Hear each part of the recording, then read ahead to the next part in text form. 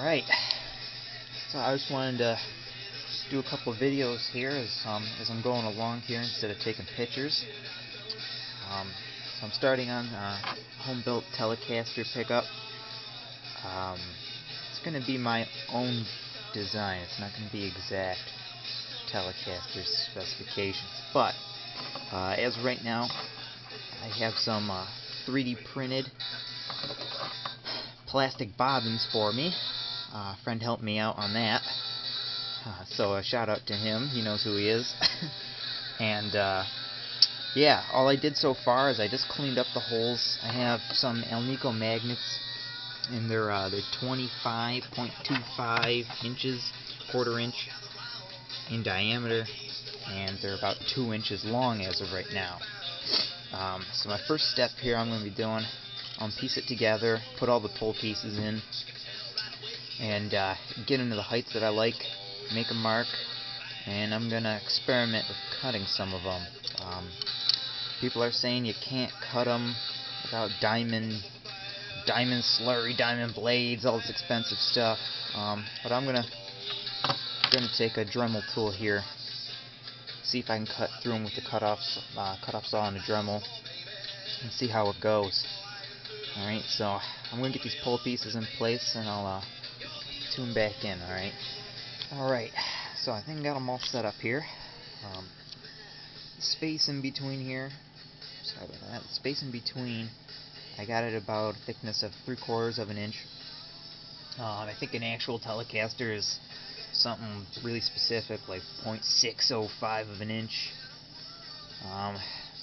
Yeah, but I plan on using this in a home-built guitar anyways, so I can do basically whatever I want. You see, I did stagger the pickups a little bit, and the ones in the middle are the highest. I kind of sloped it down, and the one for the E string is still a little high too. I read that that's not really necessary, but I don't know. I kind of like the way that it looks anyways. So I'm gonna get a good line here on all these and start cutting, see how that works out. And by the way, I have to apologize. My radio is frozen with that volume.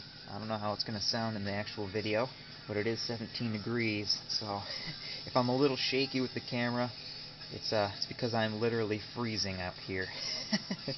So I'm going to start setting up the Dremel tool here, and I'll come back, see if I could set up the camera so you can see me how I'm trying to cut these, and we'll see if it works. Alright guys, I'm back here. I just wanted to show you how I got things kind of set up here. So I made a nice little mark on each one, exactly where it had to go. And I got a Sharpie. I labeled each pole 1 through 6, and I got here on the I don't know if you can see that, but I got a 1 over here on this side for that hole, and a 6 over there. Got it marked on both sides there, so I'm going to know exactly where each pole was. This is kind of my little jig I got set up here. So a couple things I heard about cutting the Alnico magnets, or any magnet. You get it too hot, it will lose its magnetism. I guess if there's certain shocks to it, like smashing it, I've heard, can ruin the magnetism. I'm pretty sure though you could restore magnetism with these if you have one of those neodymium magnets. Probably pronouncing that wrong, but the special magnets, you can run over them, reassign the poles. So I got my water bottle over here. I kind of soaked the rag.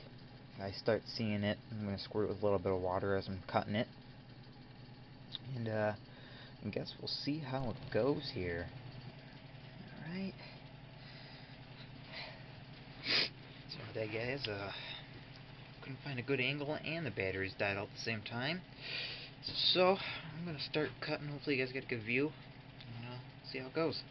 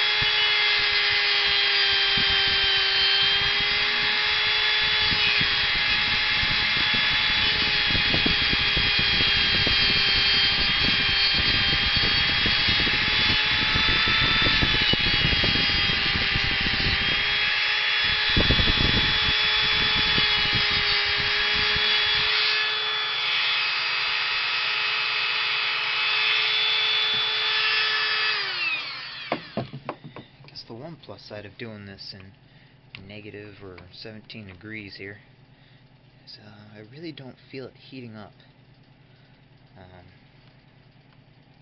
But this stuff is hard. This stuff is hard for sure.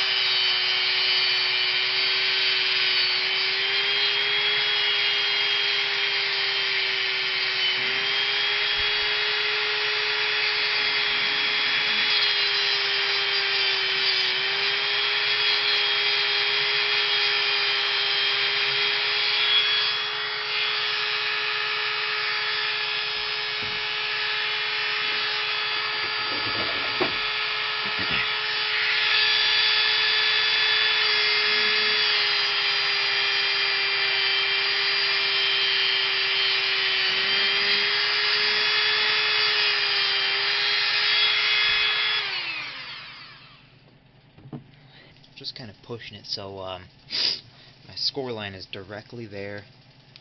It's directly on the edge of this clamp here, so it gives me a nice breaking point. We'll see what we can do. Hammer.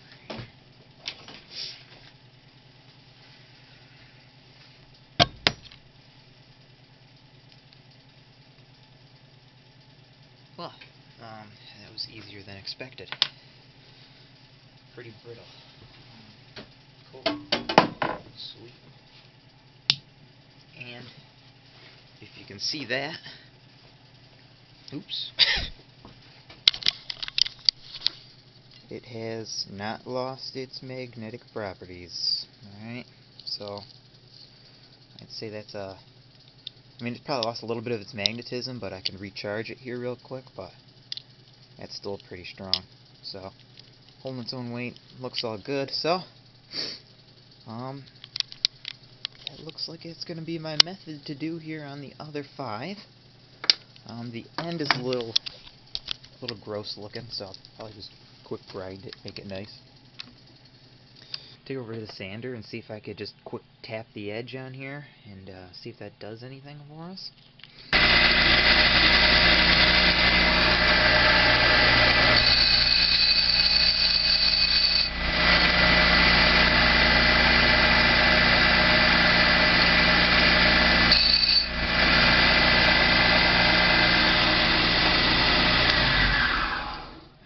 Yeah, so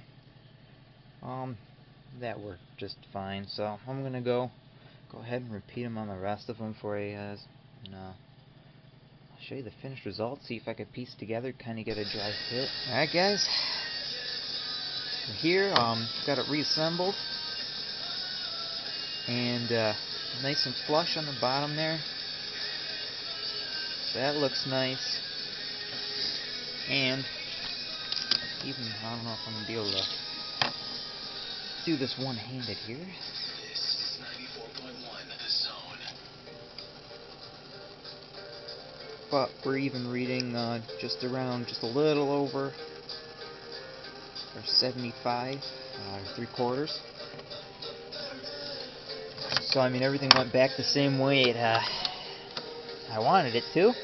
That's always good. Now what I'm thinking I'm going to do here, I'm going to drop a dab of some super glue, I think. These bobbins here, this plastic part that were 3D printed, are from PLA.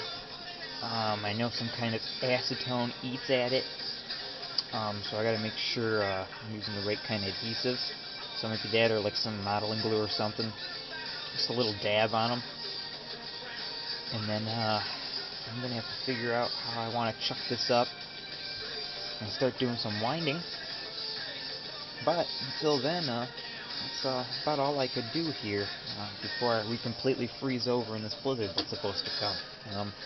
So I'm gonna sign out here, and I'll tune back in next time when we're winding it.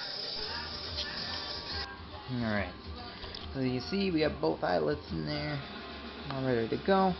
I finally got everything. I remeasured all my heights, measured all the poles, so everything's exactly how I like it. Super glue is apparently, it is safe to work with PLA, so I'm just gonna do a dab of glue on each one of these poles here on both sides. And then my plan for winding it here is I'm gonna chuck it up here just on a drill. I'm gonna do that here. Got like an attachment. It's for like a Scotch-Brite pad they use for like buffing and stuff like that. And I'm just gonna drill. See, this kind of like fits pretty nicely on there. So I'm just gonna drill a couple holes through, bolt her up, and then I got a way to attach it straight onto my drill here. So let me just we'll glue her up here first.